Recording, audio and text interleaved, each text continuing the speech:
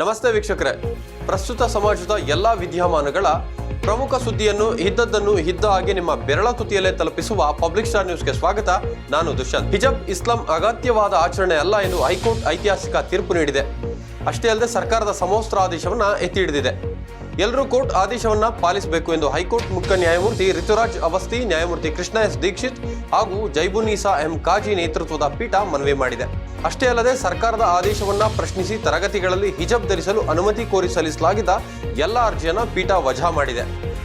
ರಾಜ್ಯದಲ್ಲಿ ಹಿಜಾಬ್ ವಿವಾದದ ಕಿಡಿ ಹೊತ್ತಿದ್ದೇ ಉಡುಪಿಯ ಸರ್ಕಾರಿ PU ಕಾಲೇಜಿನಿಂದ. 2021 ಡಿಸೆಂಬರ್ ತಿಂಗಳಿನಲ್ಲಿ ಉಡುಪಿಯ ಸರ್ಕಾರಿ ಮಹಿಳಾ ಪದವಿ ಪೂರ್ವ ಕಾಲೇಜಿನಲ್ಲಿ ಹಿಜಾಬ್ ಬೇಡಿಕೆ ಶುರುವಾಗಿತ್ತು. ಮನವಿ ಪತ್ರಗಳಿಗೆ ಪುರಸ್ಕಾರ ನೀಡಿದ ಪ್ರಾಂಶುಪಾಲರು ಹಿಜಾಬ್ ಧರಿಸಿದ ವಿದ್ಯಾರ್ಥಿನಿಯರನ್ನ ತರಗತಿಯಿಂದ ಹೊರಗೆ ಹಾಕಿದ್ರು. ಡಿಸೆಂಬರ್ 31ಕ್ಕೆ ವಿದ್ಯಾರ್ಥಿನಿಯರು ಕಾಲೇಜಿನ ವಿರುದ್ಧ ಅಸಮಾಧಾನವನ್ನು ಕೂಡ ವ್ಯಕ್ತಪಡಿಸಿದ್ರು. ಇದಾಗಿ 1 ತಿಂಗಳ ನಂತರ ಅಂದ್ರೆ ಜನವರಿ 31ರಂದು ವಿದ್ಯಾರ್ಥಿನಿ ಅಲ್ಮಾಸ್ ಹೈಕೋರ್ಟ್ ಮೊರೆ ಹೋಗಿದ್ರು. ಇದಾದ ಬಳಿಕ ರಾಜ್ಯದಲ್ಲಿ ಧರ್ಮ ಸಂಘರ್ಷವೇ ಶುರುವಾಯಿತು. ಇನ್ನು ಅರ್ಜಿದಾರರ ಪರ ವಾದ ಏನಿತ್ತು ಅಂತ ನೋಡೋದಾದ್ರೆ, ಸರ್ಕಾರದ ಸಮವಸ್ತ್ರ ಆದೇಶ ಸಂಪೂರ್ಣ ಕಾನೂನು ಬಾಹಿರ, ಹಿಜಾಬ್ ಧರಿಸುವುದು ಇಸ್ಲಾಂ ಧರ್ಮದ ಅತ್ಯಗತ್ಯ ಆಚರಣೆಯಾಗಿದೆ, ಕಾಲೇಜಿಗೆ ದಾಖಲಾದಾಗಿನಿಂದ ಹಿಜಾಬ್ ಧರಿಸುತ್ತಿದ್ದಾರೆ, ಸಮವಸ್ತ್ರ ಬಣ್ಣದ ಹಿಜಾಬನ್ನೇ ಧರಿಸುತ್ತಿದ್ದಾರೆ, ಹಿಜಾಬ್ ಬುರ್ಕಾ ಧರಿಸಬೇಕು ಎಂದು ಧರ್ಮಗ್ರಂಥಗಳಲ್ಲಿ ಇದೆ, ಶಾಸಕರಿಗೆ ಸಮವಸ್ತ್ರದ ಅಧಿಕಾರ ನೀಡಿದ್ದು ಸರಿಯಲ್ಲ, ಸರ್ಕಾರ ತನ್ನ ಜವಾಬ್ದಾರಿಯನ್ನು ಇತರರಿಗೆ ಹಸ್ತಾಂತರ ಮಾಡುವಂತಿಲ್ಲ, ಕಾಲೇಜು ಅಭಿವೃದ್ಧಿ ಮಂಡಳಿಗೆ ಶಾಸನಬದ್ಧ ಅಧಿಕಾರವಿಲ್ಲ, ಸರ್ಕಾರ ತನ್ನ ಅಧಿಕಾರವನ್ನು ಹಸ್ತಾಂತರಿಸಲು ಸಾಧ್ಯವಿಲ್ಲ, ಶಾಸಕರ ನೇತೃತ್ವದ ಅಭಿವೃದ್ಧಿ ಸಮಿತಿ ಸಮರ್ಥಿಸಿಕೊಂಡಿದ್ದಾರೆ, CDCಯ ಇತರೆ ಸದಸ್ಯರನ್ನ ಶಾಸಕರೇ ಆಯ್ಕೆ ಮಾಡುತ್ತಾರೆ, ಶಾಸಕರಿಗೆ ಕಾಲೇಜಿನ ಆಡಳಿತ ನೀಡುವುದೇ ಕಾನೂನು ಬಾಹಿರ ಅಂತ ಅವರ ವಾದ ಇತ್ತು. ಇನ್ನು ಸರ್ಕಾರದ ವಾದ ಏನಿತ್ತು ಅಂತ ನೋಡೋದಾದ್ರೆ, ಧಾರ್ಮಿಕ ಸಂಕೇತಗಳನ್ನ ಶಿಕ್ಷಣ ಸಂಸ್ಥೆಗಳಲ್ಲಿ ಬಳಕೆ ಮಾಡಬಾರದು ಎಂಬುದು ಸರ್ಕಾರದ ನಿಲುವು. ಆದರೆ ಯಾವುದನ್ನ ಧಾರ್ಮಿಕ ಸಂಕೇತ ಎಂದು ಪರಿಗಣಿಸಬೇಕು, ಯಾವುದನ್ನ ಪರಿಗಣಿಸಬಾರದು ಎಂಬುದನ್ನ ಶಿಕ್ಷಣ ಸಂಸ್ಥೆಗಳಿಗೆ ಬಿಡಲಾಗಿದೆ. CDC 1983ರ ಶಿಕ್ಷಣ ಕಾಯ್ದೆ ಅನುಗುಣವಾಗಿ ಸಮವಸ್ತ್ರ ಜಾರಿಗೆ ತಂದಿದೆ. ಸಮವಸ್ತ್ರ ಜಾರಿಗೆ ತರುವುದು ಸಮಾನತೆಗಾಗಿ CDCಗೆ ಸಮವಸ್ತ್ರ ಜಾರಿಗೆ ತರುವ ಅವಕಾಶ 2014ರಲ್ಲಿ ಒಪ್ಪಿಗೆ ಇತ್ತು. CDCಗೆ ಕಾಲೇಜಿನ ಅಭಿವೃದ್ಧಿ ಸಮಿತಿ, ಕಾಲೇಜಿನ ಬಗ್ಗೆ ತೀರ್ಮಾನಿಸುವ ಅಧಿಕಾರವಿದೆ. CDCಯಲ್ಲಿ ಒಬ್ಬರೇ ಅಧಿಕಾರ ಚಲಾಯಿಸುವುದಿಲ್ಲ, ಶಾಲೆಯ ಮಕ್ಕಳು, ಪೋಷಕರು, ಶಾಸಕರು, ಉಪನ್ಯಾಸಕರು ಹಾಗೆ ಎಲ್ಲರೂ ಕೂಡ ಇರ್ತಾರೆ ಅಂತ ಸರ್ಕಾರ ತನ್ನ ವಾದವನ್ನ ಮಂಡಿಸಿತ್ತು. ಇನ್ನು ಇದರ ಬಗ್ಗೆ ಇನ್ ಡೀಟೈಲ್ ಆಗಿ ನೋಡೋದಾದ್ರೆ, ಹಿಜಾಬ್ ಮುಸ್ಲಿಂ ಧರ್ಮದ ಅಗತ್ಯ ಆಚರಣೆಯಲ್ಲ ಎಂದು ಐತಿಹಾಸಿಕ ತೀರ್ಪು ಪ್ರಕಟಿಸುವ ಮೂಲಕ ಶಿಕ್ಷಣ ಸಂಸ್ಥೆಗಳಲ್ಲಿ ಎದ್ದಿದ್ದಂತಹ ಧರ್ಮ ಸಂಘರ್ಷಕ್ಕೆ ಹೈಕೋರ್ಟ್ ಪೂರ್ಣ ವಿರಾಮವನ್ನ ಹಾಕಿದೆ. ವಿಶ್ವಮಟ್ಟದಲ್ಲೇ ಸುದ್ದಿಯಾಗಿ ಭಾರೀ ಚರ್ಚೆಗೆ ಕಾರಣವಾಗಿದ್ದಂತಹ ಹಿಜಾಬ್ ವಿವಾದ ಸಂಬಂಧ ಸುದೀರ್ಘ ವಿಚಾರಣೆ ನಡೆಸಿದ್ದ ಹೈಕೋರ್ಟ್ ಮುಖ್ಯ ನ್ಯಾಯಮೂರ್ತಿ ರಿತುರಾಜ್ ಅವಸ್ಥಿ, ನ್ಯಾಯಮೂರ್ತಿ ಕೃಷ್ಣ ಎಸ್ ದೀಕ್ಷಿತ್ ಹಾಗೂ ಜೈಬುನ್ನೀಸಾ ಎಂ ಕಾಜಿ ನೇತೃತ್ವದ ಪೀಠ ಮಂಗಳವಾರ ಅಂದ್ರೆ ಇವತ್ತು ಬೆಳಗ್ಗೆ 10:30ಕ್ಕೆ ಮಹತ್ವದ ತೀರ್ಪನ್ನು ಪ್ರಕಟಿಸಿತು. ತರಗತಿಗಳಲ್ಲಿ ಹಿಜಾಬ್ ನಿಷೇಧಕ್ಕೆ ಸಂಬಂಧಿಸಿದಂತೆ ಸರ್ಕಾರ ಹೊರಡಿಸಿದ್ದ ಆದೇಶವನ್ನೇ ಪ್ರಶ್ನಿಸಿ ಸಲ್ಲಿಸಲಾಗಿದ್ದ ಎಲ್ಲಾ ಅರ್ಜಿಯನ್ನ ಕೋರ್ಟ್ ವಜಾ ಮಾಡಲಾಗಿದೆ. ಹಿಜಾಬ್ ನಿಷೇಧಕ್ಕೆ ಸಂಬಂಧಿಸಿದಂತೆ 11 ದಿನಗಳ ಕಾಲ ಎರಡೂ ಕಡೆಯ ವಾದ ಪ್ರತಿವಾದ ಆಲಿಸಿದ ಹೈಕೋರ್ಟ್ ಫೆಬ್ರವರಿ 25ರಂದು ವಿಚಾರಣೆ ಪೂರ್ಣಗೊಳಿಸಿ ತೀರ್ಪು ಕಾಯ್ದಿರಿಸಿತ್ತು. ಹೈಕೋರ್ಟ್ ತನ್ನ ತೀರ್ಪಿನಲ್ಲಿ 3 ಮಹತ್ವದ ಪ್ರಶ್ನೆಗಳಿಗೆ ಉತ್ತರ ನೀಡಿದೆ. ಈ ಪ್ರಶ್ನೆಗಳಿಗೆ ಅರ್ಜಿದಾರರ ಪರ ವಾದ ಏನಿತ್ತು, ಸರ್ಕಾರದ ಪರ ವಾದ ಏನಿತ್ತು ಎಂಬುದನ್ನು ಇಲ್ಲಿ ನೋಡೋದಾದ್ರೆ, ಪ್ರಶ್ನೆ 1, ಇಸ್ಲಾಂ ಧರ್ಮದ ಅಡಿಯಲ್ಲಿ ಹಿಜಾಬ್ ಧರಿಸುವುದು ಅತ್ಯಗತ್ಯ ಧಾರ್ಮಿಕ ಆಚರಣೆಯೇ? ಇದು ಪ್ರಶ್ನೆ 1. ಇಸ್ಲಾಂ ಧರ್ಮದ ಅಡಿಯಲ್ಲಿ ಹಿಜಾಬ್ ಧರಿಸುವುದು ಅತ್ಯಗತ್ಯ ಧಾರ್ಮಿಕ ಆಚರಣೆನಾ? ಅರ್ಜಿದಾರರ ವಾದ ಏನು ಅಂತ ನೋಡೋದಾದ್ರೆ, ಇಸ್ಲಾಂ ಧರ್ಮಕ್ಕೂ ಮುನ್ನವೇ ಹಿಜಾಬ್ ಧರಿಸುವ ಪದ್ಧತಿ ಚಾಲ್ತಿಯಲ್ಲಿತ್ತು ಮತ್ತು ಕುರಾನ್ ಪ್ರಕಾರ ಮುಸ್ಲಿಂ ಮಹಿಳೆಯರು ತಲೆ ಮುಖ ಮುಚ್ಚಲು ಹಿಜಾಬ್ ಧರಿಸುವುದು ಕಡ್ಡಾಯ, ಅದು ಅಲ್ಲಾಹನ ಕೊನೆಯ ಆಜ್ಞೆ, ಕೇಂದ್ರೀಯ ವಿದ್ಯಾಲಯಗಳಲ್ಲಿ ಈಗಲೂ ಹಿಜಾಬ್ ಧರಿಸಲು ಅವಕಾಶವಿದೆ. ಇದು ಅವರ ವಾದ. ಸರ್ಕಾರದ ವಾದ ನೋಡೋದಾದ್ರೆ, ಹಿಜಾಬ್ ಕಡ್ಡಾಯ ಆಚರಣೆ ಎಂದು ಅರ್ಜಿದಾರರು ಸಾಬೀತುಪಡಿಸಬೇಕು, ಆದರೆ ಅರ್ಜಿದಾರರು ಕಡ್ಡಾಯ ಎಂಬುದಕ್ಕೆ ಯಾವುದೇ ದಾಖಲೆ ಸಲ್ಲಿಸಿಲ್ಲ. ಹಿಜಾಬ್ ಹಾಕದೇ ಇರುವುದು ಕೂಡ ಮುಸ್ಲಿಂ ಮಹಿಳೆಯರ ಅಭಿವ್ಯಕ್ತಿ ಸ್ವಾತಂತ್ರ್ಯ. ಈ ವಾದದ ಪ್ರಕಾರ ಹಿಜಾಬ್ ಕಡ್ಡಾಯವಲ್ಲ ಎನ್ನುವುದು ಸಾಬೀತಾಗುತ್ತೆ ಅಂತ ಸರ್ಕಾರ ವಾದ ಮಂಡಿಸಿತು. ಅದಕ್ಕೆ ಹೈಕೋರ್ಟ್, ಮುಸ್ಲಿಂ ಮಹಿಳೆಯರು ಹಿಜಾಬ್ ಧರಿಸುವುದು ಇಸ್ಲಾಂ ಅಡಿಯಲ್ಲಿ ಅಗತ್ಯವಾದ ಧಾರ್ಮಿಕ ಆಚರಣೆಯ ಭಾಗವಲ್ಲ, ಹಿಜಾಬ್ ಅವಶ್ಯಕತೆ ಆಚರಣೆ ಎಂಬ ಉಲ್ಲೇಖಕ್ಕೆ ಕುರಾನ್ನಲ್ಲಿ ಯಾವುದೇ ಆಧಾರವಿಲ್ಲ ಅಂತ ಹೈಕೋರ್ಟ್ ಹೇಳಿದೆ. ಇನ್ನು ಪ್ರಶ್ನೆ 2, ಅಭಿವ್ಯಕ್ತಿ ಸ್ವಾತಂತ್ರ್ಯ ಮತ್ತು ಖಾಸಗಿತನದ ಹಕ್ಕಿನಾಡಿ ಹಿಜಾಬ್ ಧರಿಸುವುದು ಅತ್ಯಗತ್ಯ ಧಾರ್ಮಿಕ ಆಚರಣೆಯೇ? ಇದು ಪ್ರಶ್ನೆ 2. ಇದಕ್ಕೆ ಅರ್ಜಿದಾರರ ವಾದ ಏನು ಅಂದ್ರೆ, ಸಾರ್ವಜನಿಕ ಸುವ್ಯವಸ್ಥೆ, ಆರೋಗ್ಯ ಇತ್ಯಾದಿ ವಿಚಾರ ಬಂದಾಗ ಸರ್ಕಾರ ಸಂವಿಧಾನ ನೀಡಿದ ಸ್ವಾತಂತ್ರ್ಯದ ಹಕ್ಕನ್ನು ನಿರ್ಬಂಧಿಸಬಹುದು. ಸರ್ಕಾರದ ಮೂಲಭೂತ ಹಕ್ಕುಗಳನ್ನು ರಕ್ಷಿಸಬೇಕು, ಆದರೆ ಸಾರ್ವಜನಿಕ ಸುವ್ಯವಸ್ಥೆ ನೆಪದಲ್ಲಿ ಹಕ್ಕುಗಳನ್ನು ದಮನಿಸಬಾರದು. ಸತಿ ಪದ್ಧತಿ, ದೇವದಾಸಿ ಪದ್ಧತಿ, ನರಬಲಿಯನ್ನು ನಿರ್ಬಂಧಿಸಬಹುದು, ಆದರೆ ಕಡ್ಡಾಯ ಆಚರಣೆಯನ್ನು ಶಾಲಾ ಸಮವಸ್ತ್ರದ ಹೆಸರಿನಲ್ಲಿ ನಿರ್ಬಂಧಿಸುವುದು ಸರಿಯಲ್ಲ. ದಕ್ಷಿಣ ಆಫ್ರಿಕಾ ಕೋರ್ಟ್ ಮೂಗುತಿ ಹಿಂದೂ ಸಂಪ್ರದಾಯದ ಭಾಗ ಎಂದು ಹೇಳಿ ಭಾರತ ಮೂಲದ ವಿದ್ಯಾರ್ಥಿನಿ ವಾದವನ್ನ ಎತ್ತಿ ಹಿಡಿದು ಶಾಲಾ ಆಡಳಿತ ಮಂಡಳಿಯ ವಾದವನ್ನು ತಿರಸ್ಕರಿಸಿತ್ತು. ಈ ಮೂಲಕ ಆಕೆಯ ಹಕ್ಕನ್ನು ರಕ್ಷಿಸಿತ್ತು. ಸಂವಿಧಾನದ 25(1) ವಿಧಿಯಾಡಿ ನೀಡಲಾಗಿರುವಾಗ ಧಾರ್ಮಿಕ ಸ್ವಾತಂತ್ರ್ಯ ರಕ್ಷಣೆಯ ಹೊಣೆಯನ್ನು ಕಾಲೇಜು ಅಭಿವೃದ್ಧಿ ಸಮಿತಿಗೆ ಅಂದರೆ CDC ನೀಡಿರುವುದು ಸಂವಿಧಾನ ವಿರೋಧಿ ಅಂತ ಅವ್ರ ಚರ್ಚೆ. ಇದಕ್ಕೆ ಸರ್ಕಾರದ ವಾದ, ಹಿಜಾಬ್ ಇಸ್ಲಾಂ ಧರ್ಮದ ಆಚರಣೆಯ ಭಾಗವಲ್ಲ. ಶಬರಿಮಲೆ ಮತ್ತು ತ್ರಿವಳಿ ತಲಾಖ್ ಪ್ರಕರಣದಲ್ಲಿ ಸುಪ್ರೀಂ ಕೋರ್ಟ್ ಸಂವಿಧಾನದ ನೈತಿಕತೆ ಹಾಗೂ ವೈಯಕ್ತಿಕ ಘನತೆ ನಿರೀಕ್ಷತೆ ಪರೀಕ್ಷೆಯಲ್ಲಿ ಪಾಸ್ ಆಗಬೇಕು ಎಂದು ಹೇಳಿದೆ. ಹಿಜಾಬ್ ಮೇಲೆ ನಿರ್ಬಂಧ ಹೇರಿದ್ರೆ ಅಭಿವ್ಯಕ್ತಿ ಸ್ವಾತಂತ್ರ್ಯಕ್ಕೆ ಯಾವುದೇ ಧಕ್ಕೆ ಆಗುವುದಿಲ್ಲ. ಹಿಜಾಬ್ ಇಸ್ಲಾಂನ ಭಾಗವಾಗಿರದ ಕಾರಣ ಸರ್ಕಾರ ಅದನ್ನು ಕಾನೂನಿನ ಮೂಲಕ ನಿರ್ಬಂಧಿಸಬಹುದು. ಶಾಲೆಯಲ್ಲಿ ಓದುತ್ತಿರುವ ಎಲ್ಲಾ ವಿದ್ಯಾರ್ಥಿಗಳು ಸಮಾನರಾಗಿರಬೇಕು ಎಂಬ ಕಾರಣಕ್ಕೆ ಸಮವಸ್ತ್ರವನ್ನು ತರಲಾಗಿದೆ. ಇದರಲ್ಲಿ ಅಭಿವ್ಯಕ್ತಿ ಸ್ವಾತಂತ್ರ್ಯ, ಖಾಸಗಿತನದ ಹಕ್ಕುಗಳ ನಿರ್ಬಂಧ ಬರುವುದಿಲ್ಲ ಅಂತ ಸರ್ಕಾರ ವಾದವನ್ನು ಮಂಡಿಸಿತು. ಅದಕ್ಕೆ ಹೈಕೋರ್ಟ್ ಶಾಲಾ ಸಮವಸ್ತ್ರದ ನಿಯಮ ಸರಿಯಾಗಿದ್ದು ವಿದ್ಯಾರ್ಥಿಗಳು ಇದನ್ನು ಆಕ್ಷೇಪಿಸುವಂತಿಲ್ಲ ಅಂತ ಹೈಕೋರ್ಟ್ ಹೇಳ್ತು. ಇನ್ನು ಮೂರನೇ ಪ್ರಶ್ನೆಯನ್ನು ನೋಡೋದಾದ್ರೆ, ಫೆಬ್ರವರಿ 5ರ ಸರ್ಕಾರಿ ಆದೇಶ ಸರಿ ಇದೆಯೇ? ಇದಕ್ಕೆ ಅರ್ಜಿದಾರರ ವಾದ, ಶಾಲಾ ಕಾಲೇಜುಗಳಲ್ಲಿ ಸಮವಸ್ತ್ರಕ್ಕೆ ಸಂಬಂಧಿಸಿದಂತೆ ಸರ್ಕಾರ ಇಲ್ಲಿಯವರೆಗೆ ಯಾವುದೇ ರೀತಿಯ ಸೂಚನೆಯೇ ನೀಡಿಲ್ಲ. ಸಮವಸ್ತ್ರಕ್ಕೆ ಸಂಬಂಧಿಸಿದಂತಹ ಸರ್ಕಾರ CDCಗೆ ಯಾವುದೇ ಅಧಿಕಾರ ನೀಡಿಲ್ಲ. ಹೀಗಾಗಿ ಕರ್ನಾಟಕ ಶಿಕ್ಷಣ ಕಾಯ್ದೆ 1983ರ ಪ್ರಕಾರ CDCಯೇ ಕಾನೂನು ಬಾಹಿರ. ಶಿಕ್ಷಣ ಕಾಯ್ದೆಯಡಿ ಪೋಷಕರು ಶಿಕ್ಷಕರ ಸಮಿತಿ ರಚಿಸಲು ಅವಕಾಶವಿದೆ, ಆದರೆ ಕಾಲೇಜು ಅಭಿವೃದ್ಧಿ ಸಮಿತಿಗಲ್ಲ. ಶಾಸಕರ ನೇತೃತ್ವದಲ್ಲಿ CDC ಕೆಲಸ ಮಾಡ್ತಾ ಇದೆ. ಈ ಸಮಿತಿ ಯಾರಿಗೂ ಉತ್ತರದಾಯಿವಲ್ಲ. ಒಮ್ಮೆ ನಿಗದಿಪಡಿಸಿದ ಸಮವಸ್ತ್ರವನ್ನು 5 ವರ್ಷ ಬದಲಿಸಬಾರದು. ಬದಲಿಸುವ 1 ವರ್ಷಕ್ಕೆ ಮುನ್ನ ಪೋಷಕರಿಗೆ ನೋಟಿಸ್ ನೀಡಬೇಕೆಂಬ ನಿಯಮವಿದೆ. ಹಿಜಾಬ್ ವಿಚಾರದಲ್ಲಿ ನೋಟಿಸ್ ನೀಡಬೇಕಿತ್ತು.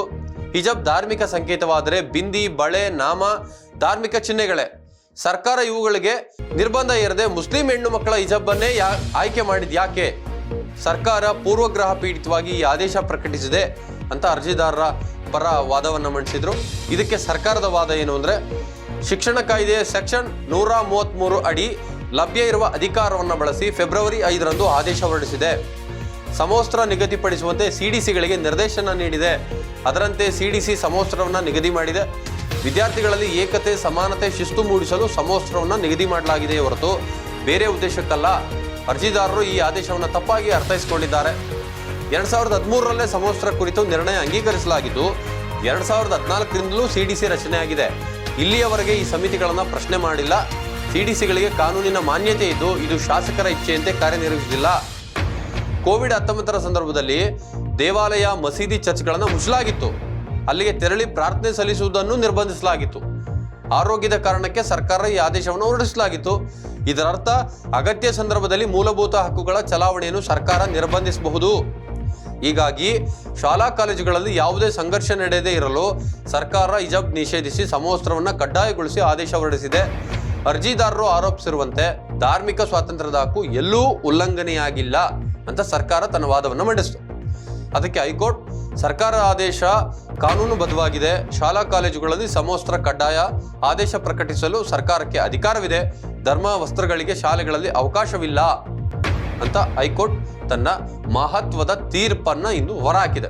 ಈ ತೀರ್ಪು ಬಂದಾದ್ಮೇಲೆ ಇದರ ಬಗ್ಗೆ ರಿಯಾಕ್ಷನ್ಗಳನ್ನ ನೋಡೋದಾದ್ರೆ, ತೀರ್ಪು ಬಂದರೂ ಹಿಜಾಬ್ ವಿಚಾರ ಇಲ್ಲಿಗೆ ನಿಲ್ಲಲ್ಲ ಅಂತ CM ಇಬ್ರಾಹಿಂ ಅವರು ಹೇಳಿದ್ದಾರೆ.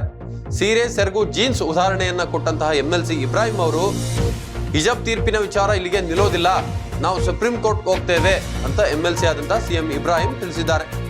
ವಿಧಾನಸೌಧದಲ್ಲಿ ಸುದ್ದಿಗಾರರೊಂದಿಗೆ ಮಾತನಾಡಿದಂತಹ ಅವರು, ಹಿಜಾಬ್ ತೀರ್ಪು ವಿಚಾರವಾಗಿ ಇವತ್ತು ನ್ಯಾಯಾಲಯದ ತೀರ್ಪು ಬಂದಿದೆ. ಇದರಲ್ಲಿ ಮೂಲಭೂತವಾಗಿ ಧರ್ಮಕ್ಕೆ ಅಡಚಣೆ ಇಲ್ಲ ಎಂದಿದ್ದಾರೆ. ಇದರ ಮೇಲೆ ಸುಪ್ರೀಂಗೆ ಹೋಗಲು ಇವತ್ತು ಸಮಾಜದ ಮುಖಂಡರ ತೀರ್ಮಾನ ತೆಗೆದುಕೊಳ್ಳುತ್ತಿದ್ದಾರೆ. ಇದನ್ನು ಧರ್ಮದ ದೃಷ್ಟಿಯ ಬದಲು ಸಂವಿಧಾನದ ದೃಷ್ಟಿಯಿಂದ ನೋಡಬೇಕು ಅಂತ ಅವರು ತಿಳಿಸಿದ್ರು. ಇಂದು ತಿಲಕ, ವಿಭೂತಿ, ಬಿಂದಿ ಇಟ್ಕೊಳ್ಳೋದು ಚಾಯ್ಸ್ ಇದೆಯೋ ಅದೇ ರೀತಿ ಹಿಜಾಬ್ ಕೂಡ ಆಗಿದೆ. ನಮ್ಮ ತಾಯಂದಿರು ಸೆರಗು ಹಾಕ್ತಾರೆ, ನಾಳೆ ಸೆರಗು ಹಾಕಿಕೊಳ್ಳೋದು ಬೇಡ ಎಂದು ನ್ಯಾಯಾಲಯ ಹೇಳಿದ್ರೆ ಅದನ್ನು ಸುಪ್ರೀಂ ಕೋರ್ಟ್ನಲ್ಲಿ ನಿರ್ಧರಿಸಬೇಕಾಗುತ್ತದೆ. ಅದೇ ರೀತಿ ಇದು ಆಗಿದೆ. ಯಾರೂ ಕೂಡ ಬೀದಿಗೆ ಇಳಿಯುವ ಅವಶ್ಯಕತೆ ಇಲ್ಲ. ನಾವು ಒಗ್ಗಟ್ಟಾಗಿ ಸುಪ್ರೀಂ ಕೋರ್ಟ್ಗೆ ಹೋಗಲು ಪ್ರಯತ್ನ ಪಡ್ತಿದ್ದೇವೆ ಅಂತ ಭರವಸೆಯನ್ನು ನೀಡಿದ್ದಾರೆ. ಮುಂಬೈನ ಖ್ಯಾತ ವಕೀಲರ ಜೊತೆ ಕೂಡ ನಾನು ಮಾತನಾಡಿದ್ದೇನೆ. ಇದು ಇಲ್ಲಿಗೆ ನಿಲ್ಲೋದಿಲ್ಲ. ನಾಳೆ ಜೀನ್ಸ್ ಪ್ಯಾಂಟ್ ಹಾಕಬಾರ್ದು ಅಂತಾರೆ. ಅದು ಕೂಡ ಇದೇ ರೀತಿ ಆದ್ರೆ ಏನು, ಕೂಡಲೇ ಎಲ್ಲ ವಿಚಾರದ ಬಗ್ಗೆ CM ತೀರ್ಮಾನ ಮಾಡಬೇಕು ಅಂತ ಹೇಳಿದ್ರು. ಇನ್ನು ಶಾಲೆಯಲ್ಲಿ ಎಲ್ಲರೂ ಪ್ರೀತಿ ವಿಶ್ವಾಸದಿಂದ ಇರಿ, ಬೇರೆದಕ್ಕೆ ಅವಕಾಶ ನೀಡಬೇಡಿ ಅಂತ ಸಿದ್ಧಗಂಗಾ ಶ್ರೀಗಳು ತಮ್ಮ ರಿಯಾಕ್ಷನ್ ಅನ್ನ, ತಮ್ಮ ಪ್ರತಿಕ್ರಿಯೆಯನ್ನ ಈ ಸಂಬಂಧ ಹೇಳಿದ್ದಾರೆ. ಶಾಲೆ ಅಂದಮೇಲೆ ಎಲ್ಲರೂ ಪ್ರೀತಿ ವಿಶ್ವಾಸದಿಂದ ಇರಬೇಕು. ಯಾವುದೇ ಕಾರಣಕ್ಕೂ ಬೇರೆದಕ್ಕೆ ಅವಕಾಶ ಮಾಡಿಕೊಡಬಾರದು ಅಂತ ಸಿದ್ಧಗಂಗಾ ಶ್ರೀ ಸಿದ್ಧಲಿಂಗ ಸ್ವಾಮೀಜಿಯವರು ಪ್ರತಿಕ್ರಿಯೆಯನ್ನು ನೀಡಿದ್ದಾರೆ. ಸುದ್ದಿಗಾರರೊಂದಿಗೆ ಮಾತನಾಡಿದಂತಹ ಅವರು, ಪೂರ್ಣಪೀಠದ ಆದೇಶ ಬಂದಿದೆ, ಯಾವುದಕ್ಕೂ ಅವಕಾಶ ಮಾಡಿಕೊಡದೆ ಶಾಂತಿಯುತ ವಾತಾವರಣಕ್ಕೆ ಎಲ್ಲರೂ ಸಹಕರಿಸಬೇಕು, ಶಿಸ್ತು ನಿಯಮ ಪಾಲನೆ ಮಾಡಿ ಕರ್ನಾಟಕದ ಸಂಸ್ಕೃತಿ ಪರಂಪರೆ ಎತ್ತಿಡಿದು ಶಾಂತಿಯುತವಾಗಿರಬೇಕು ಅಂತ ಮನವಿ ಮಾಡಿದ್ದಾರೆ. ಸುದೀರ್ಘ ಚರ್ಚೆ, ವಾದ ಪ್ರತಿವಾದ ಆಲಿಸಿ ಕೋರ್ಟ್ ತೀರ್ಪು ಕೊಟ್ಟಿದೆ. 15 ದಿನಗಳ ಕಾಲ ಸಮಯಾವಕಾಶದ ನಂತರ ಇವತ್ತು ತೀರ್ಪು ಪ್ರಕಟವಾಗಿರೋಂಥದ್ದು. ಸರ್ಕಾರ ಹೊರಡಿಸಿದ ವಸ್ತ್ರ ಸಂಹಿತೆ ಕಾನೂನು ಪಾಲನೆ ಮಾಡಬೇಕು ಎಂದು ತೀರ್ಪು ಕೊಟ್ಟಿದೆ. ನ್ಯಾಯಾಲಯದ ತೀರ್ಪನ್ನು ಎಲ್ಲರೂ ಪಾಲನೆ ಮಾಡಬೇಕು ಅಂತ ಸಲಹೆಯನ್ನ ನೀಡಿದೆ. ಹಾಗಾಗಿ ಎಲ್ಲರೂ ಕೂಡ ಇದನ್ನ ಪಾಲನೆ ಮಾಡ್ಕೊಂಡು ಶಾಂತಿಯನ್ನು ಉಳಿಸಬೇಕು ಅಂತ ಸಿದ್ಧಗಂಗಾ ಶ್ರೀ ತಮ್ಮ ಪ್ರತಿಕ್ರಿಯೆಯನ್ನ ನೀಡಿದ್ದಾರೆ. ಇನ್ನು ಹೈಕೋರ್ಟ್ ತೀರ್ಪು ಸ್ವಾಗತಾರ್ಹ ಅಂತ ಅಶ್ವಥ್ ನಾರಾಯಣ ಅವರು ತಮ್ಮ ಪ್ರತಿಕ್ರಿಯೆಯನ್ನು ಹೊರಹಾಕಿದ್ದಾರೆ. ವಿದ್ಯಾರ್ಥಿಗಳು ಆಯಾ ಶಾಲಾ ಕಾಲೇಜುಗಳು ಸೂಚಿಸುವಂತಹ ಸಮವಸ್ತ್ರ ನಿಯಮವನ್ನು ಕಡ್ಡಾಯವಾಗಿ ಪಾಲಿಸಬೇಕು ಅಂತ ಹೈಕೋರ್ಟ್ ನೀಡಿರುವ ತೀರ್ಪು ಸ್ವಾಗತಾರ್ಹವಾಗಿದೆ ಅಂತ ಉನ್ನತ ಶಿಕ್ಷಣ ಸಚಿವರು ಡಾಕ್ಟರ್ CN ಅಶ್ವಥ್ ನಾರಾಯಣ ಅವರು ಹೇಳಿದ್ದಾರೆ.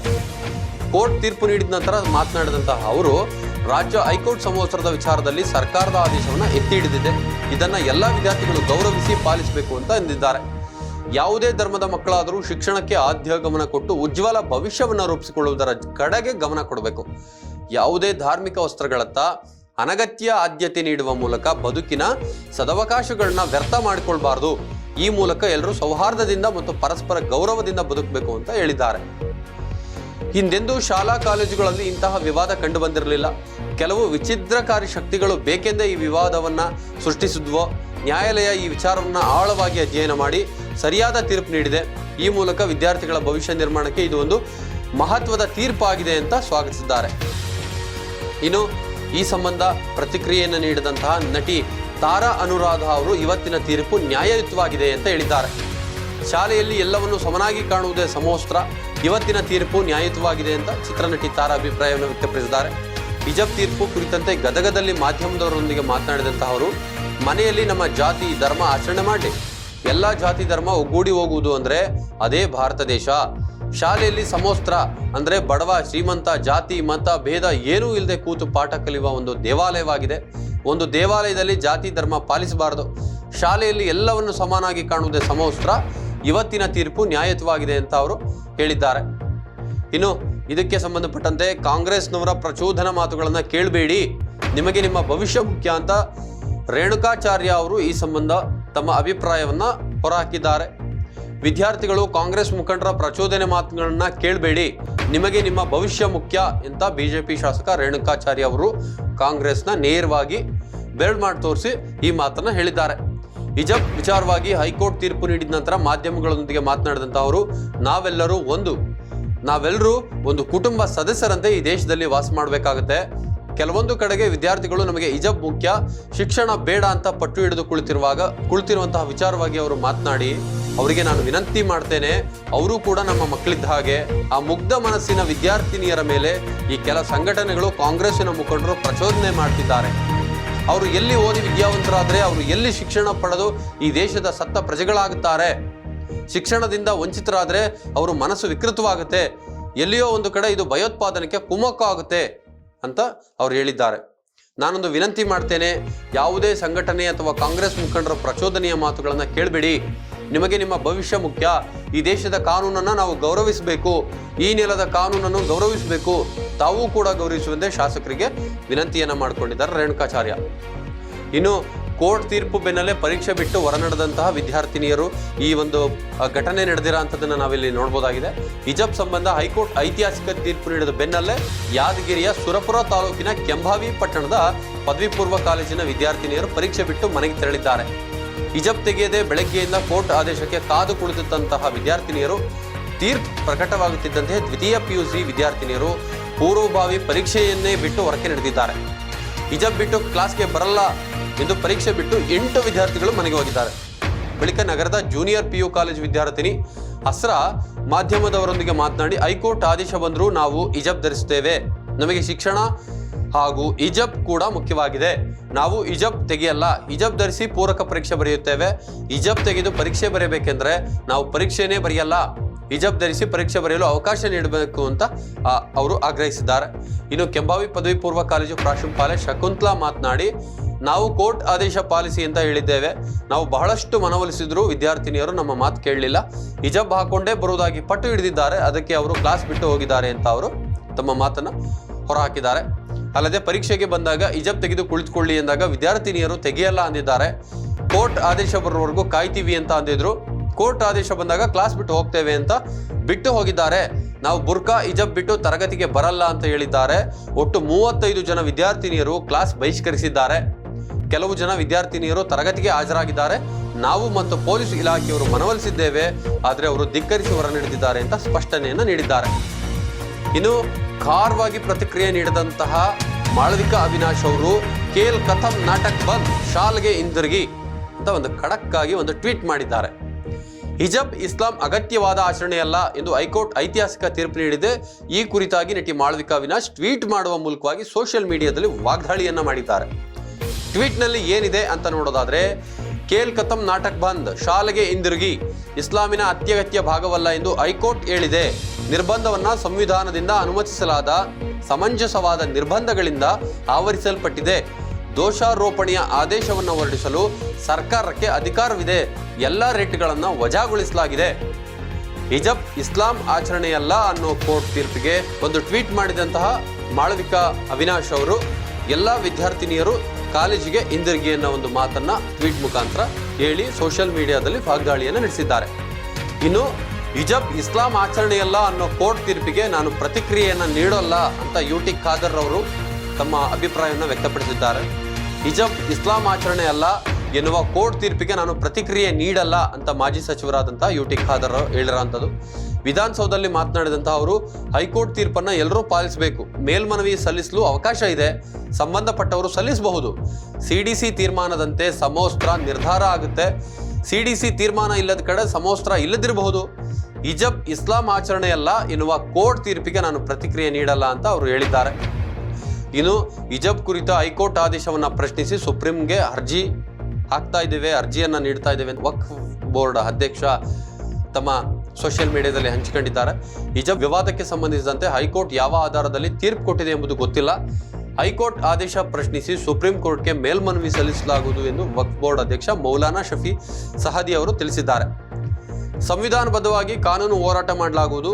ಹೆಣ್ಣು ಹಿಜಾಬ್ ಧರಿಸುವ ಬಗ್ಗೆ ಕುರಾನ್ನಲ್ಲಿ ಸ್ಪಷ್ಟ ಉಲ್ಲೇಖವಿದೆ. ಹೈಕೋರ್ಟ್ ಆದೇಶ ಪ್ರಶ್ನಿಸಿ ಉಲೇಮಾ ಒಕ್ಕೂಟದಿಂದ ಸುಪ್ರೀಂ ಕೋರ್ಟ್ಗೆ ಅರ್ಜಿ ಸಲ್ಲಿಸುವ ಬಗ್ಗೆ ಚರ್ಚೆ ಮಾಡುತ್ತೇವೆ ಅಂತ ಅವರು ಹೇಳಿದ್ದಾರೆ. ಇನ್ನು ನಮ್ಮ ಹೆಣ್ಣು ಮಕ್ಕಳಿಗೆ ಶಿಕ್ಷಣ ಮುಖ್ಯವಾಗಿದೆ, ಶರಿಯತ್ ಬದ್ಧವಾಗಿ ಅವರಿಗೆ ಶಿಕ್ಷಣ ಸಿಗಬೇಕಿದೆ. ಹೀಗಾಗಿ ಈ ಬಗ್ಗೆ ಚರ್ಚಿಸಿ ಮುಂದಿನ ಕ್ರಮ ಕೈಗೊಳ್ತೇವೆ ಅಂತ ಅವರು ಸ್ಪಷ್ಟಪಡಿಸಿದ್ದಾರೆ. ಇನ್ನು ಈ ಬಗ್ಗೆ ಮುಖ್ಯವಾಗಿ ನಮ್ಮ ರಾಜ್ಯದ ಮುಖ್ಯಮಂತ್ರಿ ಆದಂತಹವರ ಸಿಎಂ ಬೊಮ್ಮಾಯಿ ಅವರು ಪ್ರತಿಕ್ರಿಯೆಯನ್ನು ನೀಡಿದ್ದಾರೆ. ಮಕ್ಕಳಿಗೆ ವಿದ್ಯೆಗಿಂತ ಮತ್ತೊಂದಿಲ್ಲ, ನ್ಯಾಯಾಲಯ ಕೊಟ್ಟಿರುವ ತೀರ್ಪನ್ನು ಪಾಲಿಸಬೇಕು ಅಂತ ಬೊಮ್ಮಾಯಿ ಈ ಸಂಬಂಧ ತಮ್ಮ ಪ್ರತಿಕ್ರಿಯೆಯನ್ನ ಮಾಧ್ಯಮದವರೊಂದಿಗೆ ಹಂಚಿಕೊಂಡಿದ್ದಾರೆ. ಮಕ್ಕಳಿಗೆ ವಿದ್ಯೆಗಿಂತ ಮತ್ತೊಂದಿಲ್ಲ, ನ್ಯಾಯಾಲಯ ಕೊಟ್ಟಿರುವ ತೀರ್ಪನ್ನ ಪಾಲಿಸಬೇಕು, ಸಮಾಜದಲ್ಲಿ ಶಾಂತಿಯನ್ನ ಕಾಪಾಡಬೇಕು ಅಂತ ಮುಖ್ಯಮಂತ್ರಿ ಬಸವರಾಜ ಬೊಮ್ಮಾಯಿ ಅವರು ಹೇಳಿದ್ದಾರೆ. ಹೈಕೋರ್ಟ್ ಹಿಜಾಬ್ ತೀರ್ಪು ನೀಡಿದ ಹಿನ್ನೆಲೆ ಮಾಧ್ಯಮದವರೊಂದಿಗೆ ಮಾತನಾಡಿದಂತಹ ಅವರು ಹಿಜಾಬ್ ಇಸ್ಲಾಂ ಧರ್ಮದ ಅಗತ್ಯದ ಆಚರಣೆಯಲ್ಲ ಎಂದು ಹೈಕೋರ್ಟ್ ತೀರ್ಪು ನೀಡಿದೆ. ಮಕ್ಕಳಿಗೆ ವಿದ್ಯೆಗಿಂತ ಮತ್ತೊಂದಿಲ್ಲ, ತ್ರಿಸದಸ್ಯ ಪೀಠ ನೀಡಿರುವ ತೀರ್ಪನ್ನ ಎಲ್ಲರೂ ಸಹ ಪಾಲಿಸಬೇಕು. ಇದನ್ನು ಅನುಷ್ಠಾನಗೊಳಿಸುವ ಸಮಯದಲ್ಲಿ ಎಲ್ಲರೂ ಸಹಕರಿಸಿ ಶಾಂತಿಯನ್ನ ಪಾಲಿಸಬೇಕು. ಸಮಾಜದಲ್ಲಿ ಶಾಂತಿ ಸುವ್ಯವಸ್ಥೆ ಬಹಳ ಮುಖ್ಯ. ಹಾಗಾಗಿ ನಾನು ಎಲ್ಲ ಜನರಿಗೂ, ಸಮುದಾಯದ ನಾಯಕರಿಗೂ, ಪಾಲಕರಿಗೂ, ಶಿಕ್ಷಕರಿಗೂ ಹಾಗೂ ವಿದ್ಯಾರ್ಥಿಗಳು ಈ ತೀರ್ಪನ್ನು ಒಪ್ಪಿಕೊಂಡು ಶಾಂತಿ ಸುವ್ಯವಸ್ಥೆಯನ್ನು ಕಾಪಾಡಬೇಕು ಅಂತ ನಾನು ಎಲ್ಲರನ್ನೂ ಕಳಕಳಿಯಿಂದ ವಿನಂತಿಸ್ತೇನೆ ಅಂತ ಅವರು ತಮ್ಮ ಮನವಿಯನ್ನು ಹೊರಹಾಕಿದ್ದಾರೆ. ಎಲ್ಲ ವಿದ್ಯಾರ್ಥಿಗಳು ಹೈಕೋರ್ಟ್ ತೀರ್ಪನ್ನು ಪಾಲಿಸಿ, ನಿಮ್ಮ ಶಿಕ್ಷಣ ನಿಮಗೆ ಬಹಳ ಮುಖ್ಯ. ಪರೀಕ್ಷೆಗೆ ಹಾಜರಾಗದೇ ಇರುವುದನ್ನು ಬಿಟ್ಟು ಎಲ್ಲ ವಿದ್ಯಾರ್ಥಿಗಳು ತರಗತಿಗೆ ಪರೀಕ್ಷೆಗೆ ಆಗಮಿಸಿ. ಒಂದು ವೇಳೆ ಹೈಕೋರ್ಟ್ ತೀರ್ಪನ್ನು ನಿರಾಕರಿಸಿ ಕಾನೂನು ಸುವ್ಯವಸ್ಥೆಯನ್ನು ಕೈಗೆತ್ತಿಕೊಂಡ್ರೆ ನಮ್ಮ ಗೃಹ ಇಲಾಖೆ ಕಠಿಣವಾದ ಕ್ರಮ ಕೈಗೊಳ್ಳಬೇಕಾಗುತ್ತೆ ಅಂತ ಎಚ್ಚರಿಕೆಯನ್ನು ನೀಡಿದ್ದಾರೆ. ಇನ್ನು ಈ ಸಂಬಂಧ ಉಡುಪಿಯ ಶಾಸಕರು ಒಂದು ರಿಯಾಕ್ಷನ್ ಅನ್ನು ನೀಡಿದ್ದಾರೆ. ಉಡುಪಿಯಿಂದಲೇ ಈ ಒಂದು ಹಿಜಾಬ್ ಪ್ರಕರಣ ಇಡೀ ವಿಶ್ವದಾದ್ಯಂತ ಪಸರಿಸಿದ್ದು. ಇಂತಹ ಉಡುಪಿ ಕ್ಷೇತ್ರದ ರಘುಪತಿ ಭಟ್ ಅವರು ತಮ್ಮ ರಿಯಾಕ್ಷನ್ ಅನ್ನು ಹೊರಹಾಕಿದ್ದಾರೆ. 6 ವಿದ್ಯಾರ್ಥಿನಿಯರು ಹಠ ಮಾಡದೆ ಶಾಲೆಗೆ ಬರಬೇಕು, ಸಮವಾದ ಶಿಕ್ಷಣವನ್ನು ನೀಡ್ತೇವೆ. ಈಗಲೂ ನಾವು ಆ ವಿದ್ಯಾರ್ಥಿನಿಯರನ್ನ ನಾವು ಯಾವುದೇ ಕಾರಣದಲ್ಲೂ ದೂರೋದಿಲ್ಲ. ಅವ್ರಿಗೆ ಸಮವಾದ ಶಿಕ್ಷಣವನ್ನ ಮುಂಚೆ ಯಾವ ತರ ನೋಡ್ತಿದ್ವೋ ಈಗಲೂ ಅದೇ ತರ ನೋಡ್ತೀವಿ. ದಯಮಾಡಿ ಹಠ ಮಾಡದೆ ಶಾಲೆಗೆ ಬರಬೇಕು ಅಂತ ರಘುಪತಿ ಭಟ್ ಅವರು ಮನವಿಯನ್ನು ಮಾಡಿಕೊಂಡಿದ್ದಾರೆ. ಹಿಜಾಬ್ ಕುರಿತಾಗಿ ಇಂದು ಹೈಕೋರ್ಟ್ ನೀಡಿದ ತೀರ್ಪನ್ನು ಸ್ವಾಗತಿಸುತ್ತೇನೆ ಮತ್ತು ಸಂತೋಷ ವ್ಯಕ್ತಪಡಿಸುತ್ತೇನೆ. ತ್ರಿಸದಸ್ಯ ಪೀಠದ ತೀರ್ಪನ್ನು ಎಲ್ಲರೂ ಪಾಲಿಸಬೇಕು ಅಂತ ಉಡುಪಿ ಶಾಸಕ ರಘುಪತಿ ಭಟ್ ಹೇಳಿದ್ದಾರೆ. ಹೈಕೋರ್ಟ್ ತೀರ್ಪು ಬಳಿಕ ಶಾಸಕರ ಭವನದಲ್ಲಿ ನಡೆದ ಪತ್ರಿಕಾಗೋಷ್ಠಿಯಲ್ಲಿ ಮಾತನಾಡಿದಂತಹ ಅವರು, ಆ 6 ವಿದ್ಯಾರ್ಥಿನಿಯರು ಹಠ ಮಾಡದೆ ಶಾಲೆಗೆ ಬರಬೇಕು, ಅವರೆಲ್ಲರಿಗೂ ಸಮವಾದ ಶಿಕ್ಷಣವನ್ನು ನೀಡ್ತೇವೆ. ಇಷ್ಟು ದಿನ ಅವರ ಶಿಕ್ಷಣಕ್ಕೆ ಸಮಸ್ಯೆ ಆಗಿದ್ದರೆ ಅವರಿಗೆ ಪ್ರತ್ಯೇಕ ನೋಟ್ಸ್ ಅನ್ನು ಕೂಡ ನೀಡಲಾಗುತ್ತೆ ಅಂತ ಅಭಿಪ್ರಾಯವನ್ನು ವ್ಯಕ್ತಪಡಿಸಿದ್ದಾರೆ. ತ್ರಿಸದಸ್ಯ ಪೀಠ ವಿಚಾರಣೆ ಮಾಡಿ ತೀರ್ಪು ನೀಡಿದೆ. ತ್ರಿಸದಸ್ಯ ಪೀಠದಲ್ಲಿ ಮುಸ್ಲಿಂ ನ್ಯಾಯಾಧೀಶರು ಇದ್ರು. ಇದು ಐತಿಹಾಸಿಕ ತೀರ್ಪಾಗಿದೆ. ಸುಪ್ರೀಂ ಕೋರ್ಟ್ಗೆ ಹೋಗಲು ಅವಕಾಶ ಇದೆ.